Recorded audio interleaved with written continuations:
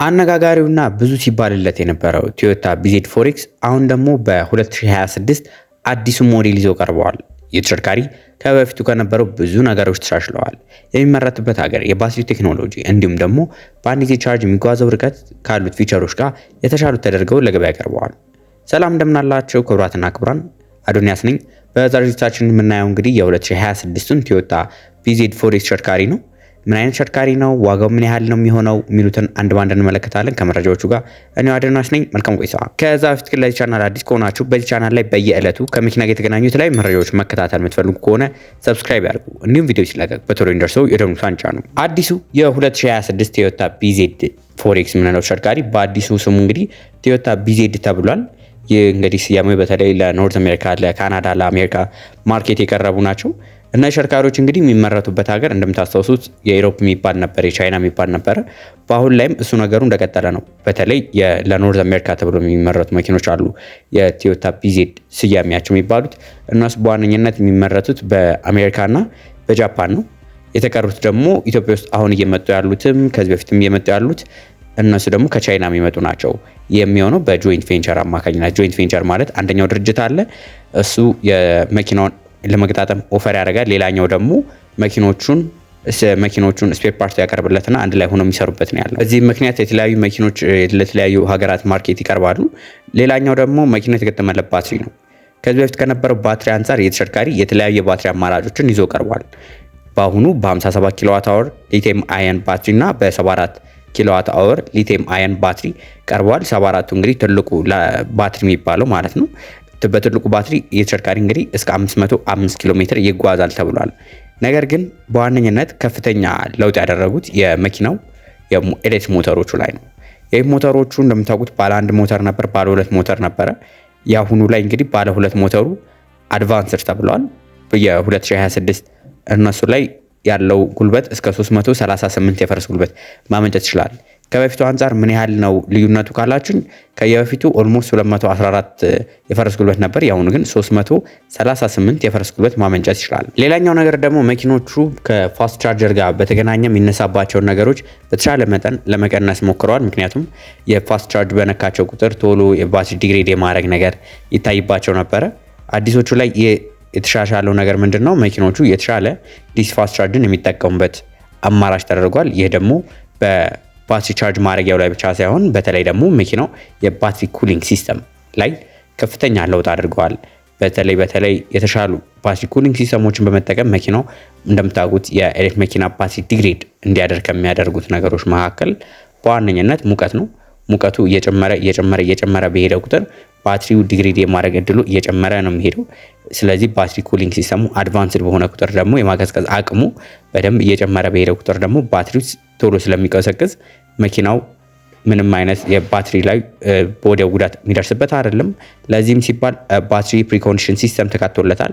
ለምሳሌ በጣም ቀዝቃዛ የሆነ ቦታ ላይ ወደ ኦፕቲማል ቴምፕሬቸሩ እንዲመጣ ራሱ የሚያሞቅበት ሲስተም አለው። ሌላኛው ደግሞ የዲሲ ፋስት ቻርጅ መቀበል አቅሙ ከነበረው ትንሽ ከፍ አድርገውታል። ከ120 ወደ 130 ኪሎዋት የመቀበል አቅሙን ከፍ አድርገውታል። ይህንን ቪዲዮ ደግሞ ከአሜሪካ ካናዳ ሆናችሁ የምታዩ ሰዎች ደግሞ አዲሱ ሞዴል ከዚህ በፊት ከነበሩት የተሻለ የሚያደርገው ምንድነው? የቴስላ ቻርጂንግ ኬፓቢሊቲውን በኖርዝ አሜሪካ በተለይ በቴስላን ቻርጀር ተጠቅሞ ቻርጅ የማድረግ እድሉን እንዲበዛ አድርገውታል ማለት ነው። ሌላኛው ወደ መኪናው ውስጣዊ ገጽታ ስንገባ ነው። የመኪናው ውስጣዊ ገጽታ ላይ በዋነኝነት የበፊቶቹን የምታስታውሱ ከሆነ መኪናው ጥሩ ሆኖ ስክሪኖቹ አነስ ያሉ ነገር ነበር። ብዙ ጊዜ የቶዮታ መኪና ለሚታወቀው የድሮ ወደ 12 ኢንች ነበረ።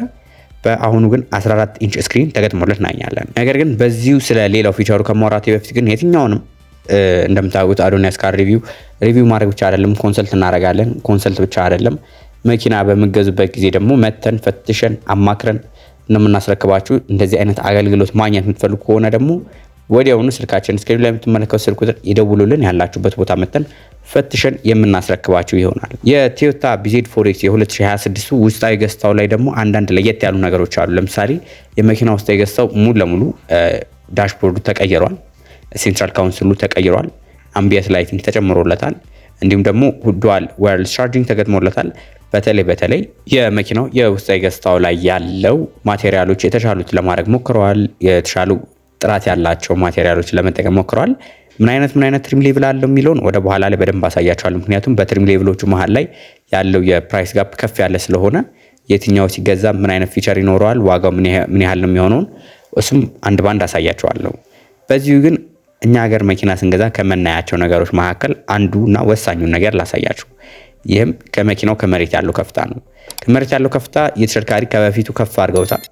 የተሽከርካሪ እንግዲህ ኦልሞስት ከ206 ሚሊ ሜትር በላይ የመሬት ከፍታ አለው። ይህ እንግዲህ ከሌሎቹ ከዚህ ተሽከርካሪ ጋር የሚቀራረቡ ኤስዩቪዎች ራሱ ከመሬት ያላቸውን ከፍታ በምናይበት ጊዜ ከዚህ ዝቅ ያሉ ናቸው። ይህ ግን ከመሬት ከፍ ተደርጎ ነው የተሰራው። በዋነኛነት ባትሪን ፕሮቴክት ለማድረግ ተብሎ ነው። ይህንንም እንዲህ ሊያስቻለው ለምሳሌ እነ መርሴዲስ ኢኪዩሲን አይታችሁ ከሆነ ባትሪያቸው በጣም ወርዶ እናያቸዋለን። ያ የሆነበት ምክንያት መኪኖቹ የተሰሩበት መጀመሪያ ዓላማ ለነዳጅ ነበረ። ከዛ በኋላም ወደ ኤሌክትሪክ በሚቀየሩበት ጊዜ ባትሪያቸው ዝቅ ተደርጎ ነው ማውንት የተደረገው ማለት ነው።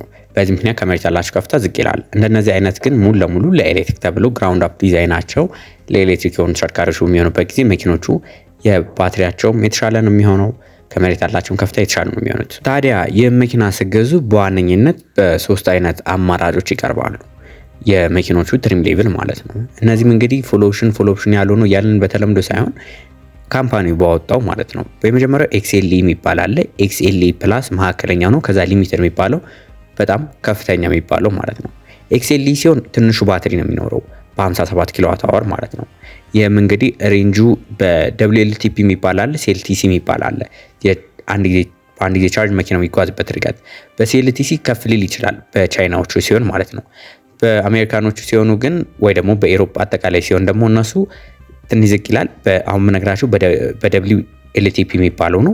WLTP ላይ የተሽከርካሪ እንግዲህ በአንድ ጊዜ ቻርጅ 380 ኪሎ ሜትር ይጓዛል ተብሏል። ኤክስኤልኢ በሚሆንበት ጊዜ 500 ኪሎ ሜትር ይጓዛል። ሊሚቴዱ ሲሆን ባለ ሁለት ሞተሩ እሱ 480 ኪሎ ሜትር መጓዝ የሚችል ናቸው። መኪኖቹ በፍሮንት ዊል ድራይቭ አላቸው። እሱ ምንድን ናቸው? የፍሮንት ዊል ድራይቮቹ በኤክስኤልኢ የምናገኛቸው ናቸው። ከዛ ውጭ ግን ኤክስኤልኢ ፕላስ እሱም በፍሮንት ዊል ድራይቭ 221 የፈረስ ጉልበት አለው። ሊሚቴዱም በፍሮንት ዊል ድራይቭ አለው። ነገር ግን በኦል ዊል ድራይቭ የምታገኟቸው ከፍተኞቹ ሲሆኑ ነው ማለት ነው። እነዚህ መኪኖች ላይ የተባሉትን የምናውቃቸውን ፊቸሮች በሙሉ ያካተቱ ናቸው። ነገር ግን ኤክስኤልኢ ሲሆን ወንበሮቹ ኖርማል ነው የሚሆኑት። ፓናሮሚክ ሰሩፍ አይኖረውም። 360 ካሜራ አይኖረውም። አድቫንስድ ፓርኪንግ ሲስተም አይኖረውም። እንዲሁም JBL ሳውንድ ሲስተም የሚባለው ላይ አይኖረውም። ነገር ግን ከዚህ የተሻለ የሊሚትድ በሚሆንበት ጊዜ አሁን ያልኳቸውን በሙሉ ይኖረዋል። ዋጋቸውም እነዚህ ተሽከርካሪዎች እንግዲህ ከ36350 የአሜሪካን ዶላር ጀምሮ እስከ 39350 በማዕከለኛው ቨርዥን የምናገኝ ሲሆን ፉል ኦፕሽን የሚባለው ደግሞ ከ44000 የአሜሪካን ዶላር ጀምሮ የምናገኛቸው ተሽከርካሪዎች ናቸው ማለት ነው። ስለዚህ እነዚህ ተሽከርካሪዎች ኦልሞስት አሁን ማርኬት ላይ የሉም። ነገር ግን ሲገቡ ከዚህ ዋጋ ጋር ተቀራራቢ የሆነ ዋጋ ኖሯቸው እንደሚገቡ ይጠበቃል። ለዛሬ ይዤላችሁ የቀረበው መረጃ ይሄን ይመስል ነበር። ቪዲዮን ከወዳችሁት ላይክ፣ እንዲሁም ሌሎች ከመኪና ጋር የተገናኙ መረጃዎች መከታተል የምትፈልጉ ከሆነ ሰብስክራይብ አድርጉ። በቀጣይ ሌሎች ከመኪና ጋር በተገናኙ መረጃዎች እስከምንገናኝ መልካም ሁሉ ተመኘው።